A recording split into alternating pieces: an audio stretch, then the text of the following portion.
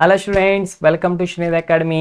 ఈ వీడియోలో మనం 10th class physical science subject లో ఉన్న one of the most important question discuss చేయబోతున్నాం.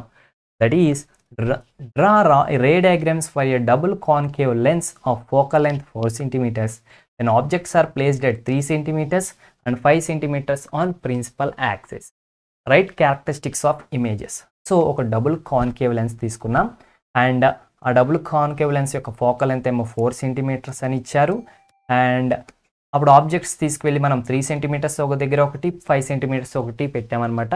అప్పుడు ఇమేజెస్ ఎలా ఫామ్ అవుతాయి, ఎక్కడ ఫామ్ అవుతాయి, వాటి క్యారెక్టరిస్టిక్స్ ఏంటి అనేది మనం ఇప్పుడు చెప్పాలి స్టూడెంట్స్. ఓకేనా? సో వీడియో స్టార్ట్ చేసుకుంటే కనుక మనకి 6th నుంచి 12th వరకు ఉన్న అన్ని ఐపీఏ ఎగ్జామ్స్ కావచ్చు అండ్ కాంపిటేటివ్ ఎగ్జామ్స్ కావచ్చు, లేదంటే ఐఐటి నీట్ లాంటి ఎంట్రన్స్ ఎగ్జామ్స్ కావచ్చు, ఎవ్రీథింగ్ వీటన్నిటికీ సంబంధించిన కంటెంట్ మాత్రం మనకి 100% ఫ్రీగా వస్తుంది. అందుకే ఛానల్ని సబ్స్క్రైబ్ చేసుకోండి, వీడియోస్ లైక్ చేయండి, మీ ఫ్రెండ్స్కి షేర్ కూడా చేసేయండి. ఒకసారి వీడియోలోకి వెళ్ళిపోతే refraction of light at curved surfaces. So refraction of light at curved surfaces అనమాట. సో మనం క్వశ్చన్ చూద్దాం. డ్రా రే డయాగ్రామ్స్ డ్రా చేయాలంటే దీనికి double concave lens. So double concave lens అంటే ఇట్లా ఉంటుంది స్టూడెంట్స్. ఇది డబుల్ కాన్కేవ్ లెన్స్ అండ్ దీని యొక్క ఫోకల్ లెంత్ ఎఫ్. ఇది ఎంత డిస్టెన్స్లో ఉంది? 4 సెంటీమీటర్స్ దగ్గర ఉంది. ఓకేనా? సో ఇటు కూడా ఫోకల్ లెంత్ ఉంటుంది అండ్ ఇటు కూడా 4 సెంటీమీటర్స్ దగ్గర ఉంటుంది. అండ్ దీనికి ఒక సెంటర్ ఆఫ్ కర్వేచర్ ఉంటుంది, ఇక్కడ కూడా సెంటర్ ఆఫ్ కర్వేచర్ ఉంటుంది. అండ్ ఇది 8 సెంటీమీటర్స్లో ఉంటుంది. తెలిసిందే కదా, డబుల్ ఉంటాయి. ఇప్పుడు ఆబ్జెక్ట్ తీసుకొచ్చి 3 సెంటీమీటర్స్ దగ్గర పెట్టారు అండ్ 5 సెంటీమీటర్స్ దగ్గర పెట్టారు. అప్పుడు ఎట్లా ఫామ్ అవుతుంది? సో చూద్దాం. First 3 centimetres. సో చూడండి, ఆబ్జెక్ట్ తీసుకొచ్చి 3 సెంటీమీటర్స్ దగ్గర పెట్టారు. సో ఇది ఆబ్జెక్ట్ అనమాట. కనిపిస్తుందా? సో 3 సెంటీమీటర్స్ డిస్టెన్స్లో ఉంది. అప్పుడు ఏమవుతుంది? సో మనం ఇలా 3 సెంటీమీటర్స్ పెట్టినప్పుడు ఏం చేస్తామంటే ఫస్ట్ మనం ఇమేజ్ ఫార్మేషన్ కోసం రే డయాగ్రామ్స్లో ఏదో ఒక 2 రేస్ తీసుకుంటాం. దాంట్లో ఫస్ట్ ఒకటి ప్యారలల్ రే తీసుకున్నాం. సో ప్యారలల్ రే ఎట్లా వెళ్తుంది? ఫోకస్ గుండా వెళ్తుంది నార్మల్గా అయితే. సో ఇట్లా వచ్చినప్పుడు ఇది కాన్కేవ్ లెన్స్ కాబట్టి ఏమవుతుంది? సపోజ్ మనం చూడండి, మనకి ఇక్కడ ఉందన్నమాట ఆబ్జెక్ట్. ఎందుకు? 3 సెంటీమీటర్సే కదా, ఫోకల్ లెంత్ 4 సెంటీమీటర్స్. ఇక్కడ ఉన్నప్పుడు ప్యారలల్ రే ఎట్లా వెళ్తుంది? వీళ్ళకి ఇదేంటి? డైవర్జింగ్ లెన్స్ కదా. సో ఇది ఇట్లా డైవర్జ్ వెళ్ళిపోతూ ఉంటుంది అనమాట. అంటే దీన్ని చూస్తే ఇది ఖచ్చితంగా ఫోకస్ నుంచి వెళ్ళాలి. సో ఫోకస్ నుంచి వచ్చిన ఒక లైన్ ఎట్లా ఉంటుందో అట్లా వచ్చినట్టు డైవర్జ్ ఇటు వెళ్ళిపోతుంది. బట్ ఇటు పక్క నుంచి చూసి ఇది ఫోకస్ నుంచి వచ్చింది అన్నట్టు ఉంటుంది అనమాట. ఓకే స్టూడెంట్స్, ఇలా ఉంటుంది. ఇంకొక రే తీసుకోండి. ఇంకొక రే ఎక్కడికి? పోల్ గుండా వెళ్ళే రే తీసుకోండి. సో పోల్ గుండా వెళ్ళే రే ఇట్లా వెళ్ళిపోయేది.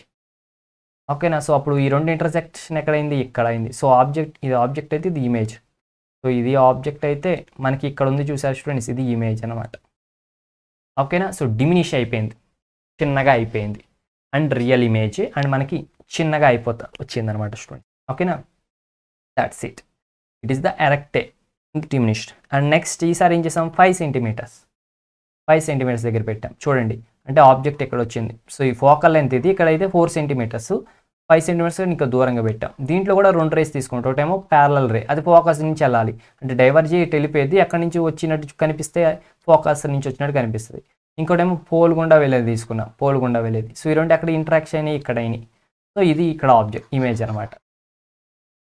So the image is here. Okay students, ఇక్కడ ఇమేజ్ అనేది మనకి ఫామ్ అవుతా వచ్చింది. ఇది కూడా అంతే, డిమినిష్ అయిపోతా వచ్చింది అండ్ ఎరెక్ట్ ఇమేజ్ వచ్చింది. Okay students, so that's it అనమాట.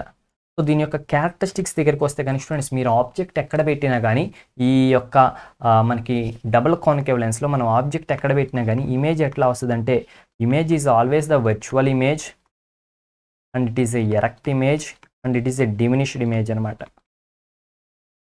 అలాంటి ఇమేజ్ వస్తుంది. అండ్ ఎక్కడ వస్తుంది అంటే కనుక ఈ ఎక్కడ పెట్టినా కానీ మనకి పి అండ్ ఎఫ్కి మధ్యలోనే వస్తుంది అనమాట. It is between P and F. ఇక్కడ చూడండి ఎఫ్ ఇది, పి ఇది. ఇక్కడ చూడండి ఎఫ్ ఇది, పి ఇది. ఎప్పుడైనా కానీ అంటే దీనికి కాన్వెక్స్ లెన్స్ లాగా చాలా డిఫరెంట్ కేసెస్ లేవన్నమాట. జస్ట్ సింపుల్ అంతే. ఓకేనా? ఎక్కడ మీరు ఆబ్జెక్ట్ పెట్టినా కానీ పి అండ్ ఎఫ్కి మధ్యలో వచ్చే ఛాన్స్ ఉంటుంది. That's it students.